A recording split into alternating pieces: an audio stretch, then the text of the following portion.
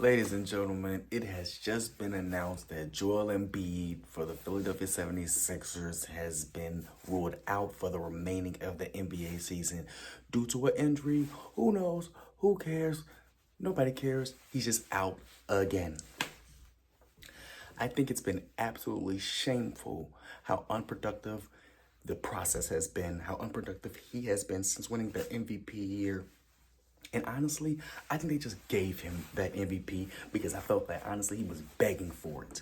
Begging for it. And honestly, I felt that Jokic should have won three straight at this point.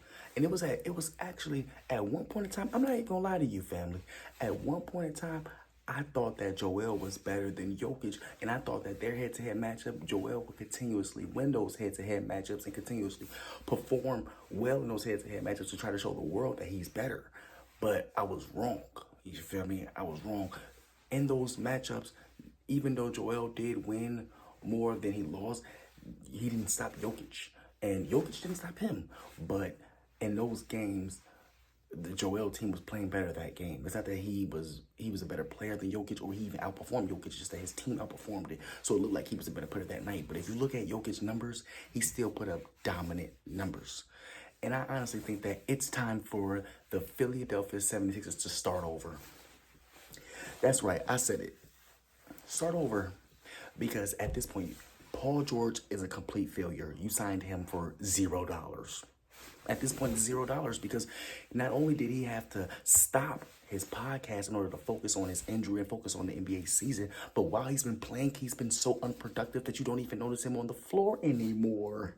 And it's sad. It's so sad that I honestly think that he cares more about taking vacations and his podcast more than he does his NBA career. Because what happened after he had that 2 point performance? He went right out of town, went right overseas with him and his girl and had a great old time as if he didn't just have a 2 point performance and they didn't just shit the bed and get whooped at home at that. You feel me? You can't get paid over $100 million for 4 years and put up 2 points. And then you can have another performance where you put up 8 points. You have another performance where you put up 12 points. You have another performance where everything is under 20 points. If you are a betting man, at this point, whatever his line is, and I've been seeing it come down, his line is usually like when he's performing well, it's usually between 24, 25, 26. His line hasn't even touched the 20s in so long that I can't even remember. In the last month, his line has not touched nothing above 22.5 points per game. And it's always been around 18, 19 because they know he ain't even gonna get you 20 points. You can't, it's so bad that for a moment, you might want to think about bringing him off the bench. Yeah, bring Paul George off the bench. We tired of it. We tired of the underperforming. We tired of Joel always not being there. Tyrese Maxey is starting to get hurt more and more this season and not being there as well. And Tyrese Maxey has been their best player. Hell, they built a museum after Tyrese Maxey and he ain't even won nothing in the NBA for real. But he's been so productive and has been on the floor for Philadelphia 76ers, so they appreciate him. They appreciate players who are playing. And that's the problem with their two superstars. Well, I'm not even going to call Joel and Paul George a superstar no more because they have now disarmed that. You don't get the superstar title no more. You don't get to be called.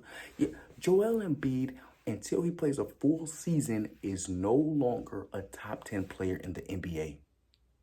I said it. He's not. Giannis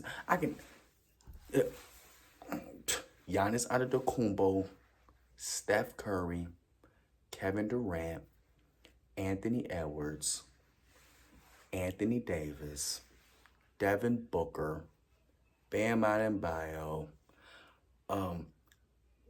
what's that?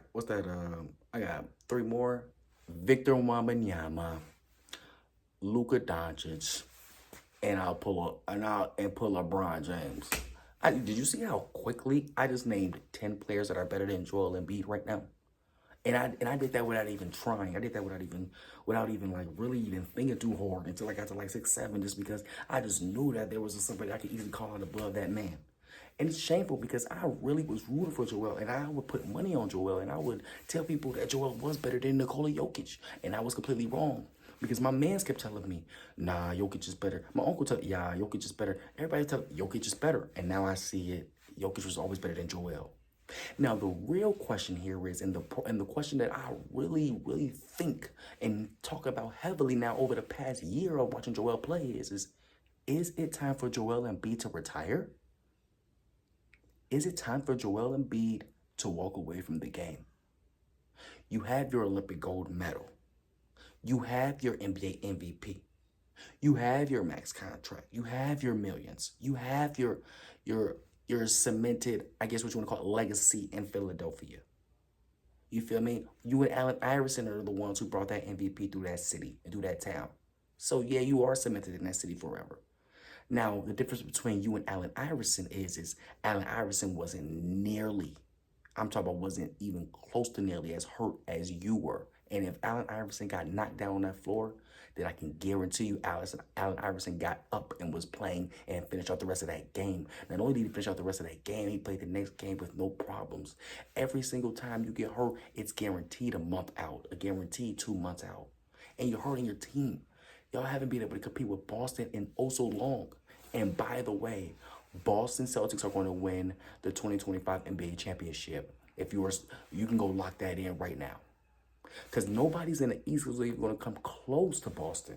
And it's very shameful what Joel Embiid has been since the MVP. And I honestly think that if it wasn't for the fact that he was so scared to get demolished by Nikola Jokic, if Jokic would have won that third MVP straight and would have just swept Joel out of even coming close to winning the MVP, I honestly think that if it wasn't for the fact that he wasn't going to win 3 straight, he wouldn't have played as hard to even be able to last that many games in order to win that MVP that year.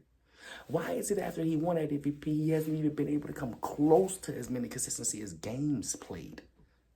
You get what I'm saying? It's like Joel Embiid, as much as I am a fan of you, as much as I respect that, how much you did for the Philadelphia 76ers, and you brought them an MVP, and how much you tried. But the truth is, brother, your legs, your knees, your shins, your ankles, your foot, your lower body, your hip down, don't fuck with you. Your hip down, don't rock with you. Excuse my language.